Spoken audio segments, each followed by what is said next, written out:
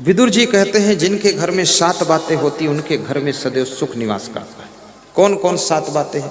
अनर्थकम विप्रवासम गृहव्या पापई संधि पर दारा विमर्शम दंभम अस्तैन्यम पैसुनम मद्यपानम च न सेवते यश सुखी सदैव।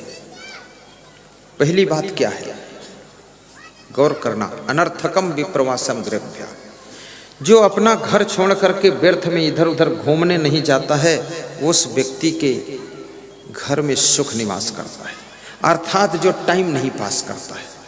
मनुष्य में एक ये भी बहुत बड़ी आदत है कि वो टाइम पास करता रहता है। कहीं पान ठेला पर खड़ा है, कहीं उधर खड़ा है, कहीं उधर ओटला पर बैठा है, गप्पा मारता रहता है, टाइम पास करता रहता है।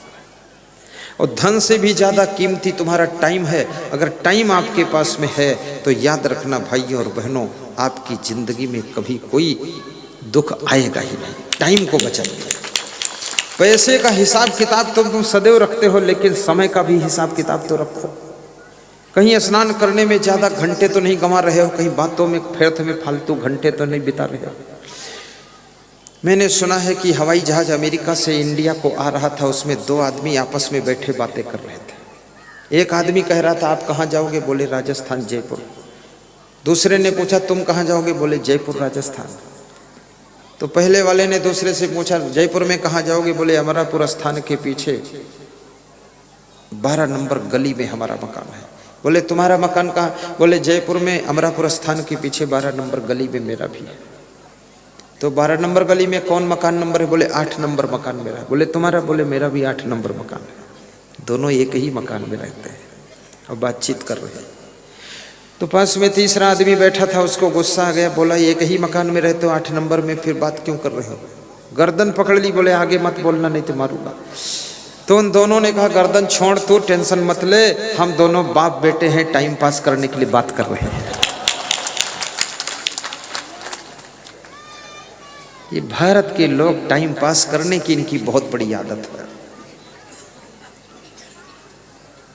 और सबसे कीमती तुम्हारा टाइम है, इसको गंवाइए मत। जिसने बचपन गंवा दिया उसकी जवानी डिस्टर्ब होती है, और जिसने जवानी को गंवा दिया व्यर्थ में उसका बुढ़ापा दुखद होता है, और जिसने बुढ़ापा को खो दिया इधर उधर टेंशन में उसकी मौत भी डिस्टर्ब हो जाती है। जिसकी मौत डिस्टर्ब होती है उसका अगला जन्म भी डिस्टर्ब हो जाता है।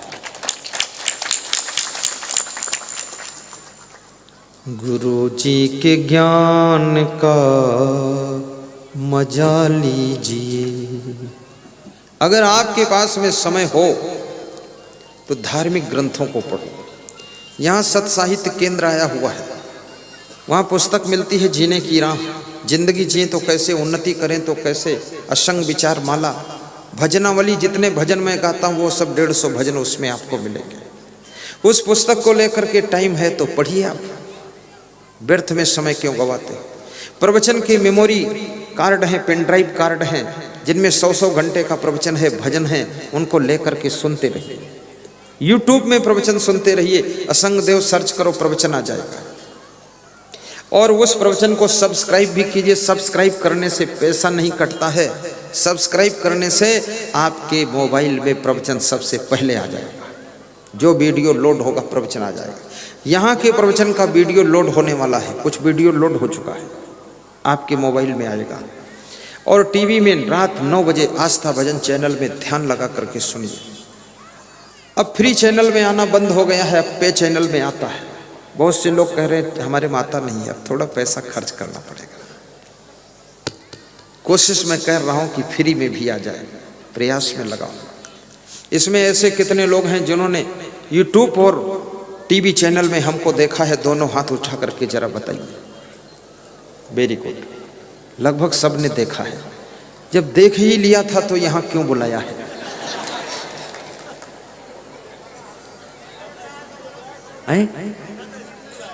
देखा था इसीलिए बुलाया है। तो फिर से देखने की इच्छा थी कि जैसा इसमें टीवी में दिख रहे हैं वैसे हैं कि कोई नकली टाइप के।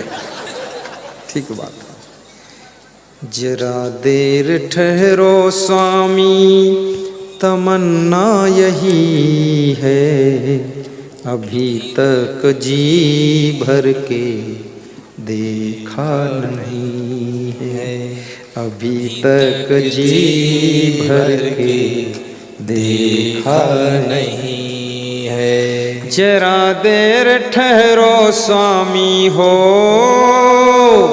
जरा देर ठहरो स्वामी, तमन्ना यही है, अभी तक जी भर के देखा नहीं है।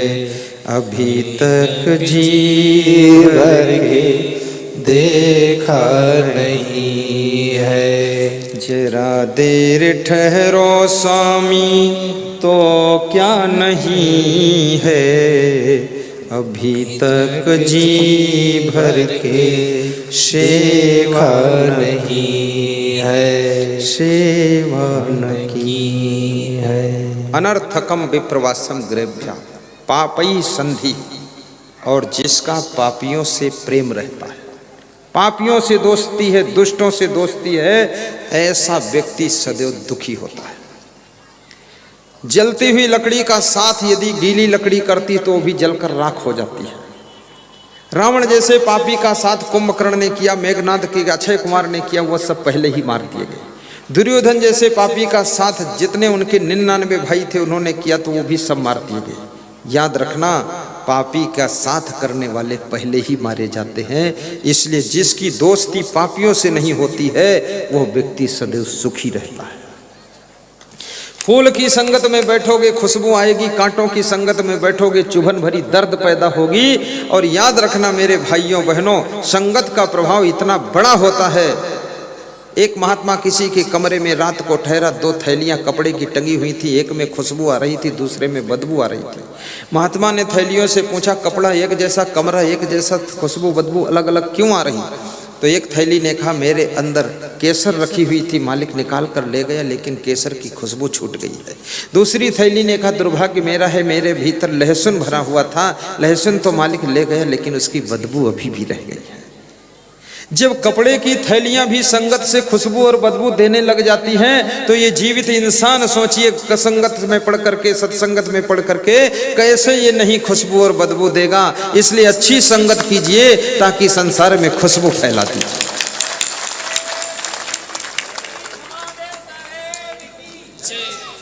पापई संधि पर दारा विमर्शम, और जो लोग एक पत्नी व्रत का पालन कर लेते हैं, जिसके साथ विवाह करते हैं, उसके अलावा उनकी दृष्टि गलत नहीं होती है, वे सदैव सुखी रहते हैं।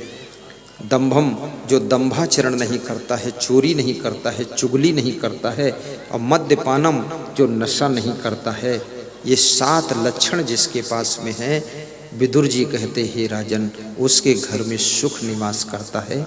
इसलिए आप नशा व्यसन से मुक्त रहें, आपका जीवन मंगलकारी हो, ऐसी मैं शुभकामना करता हूँ।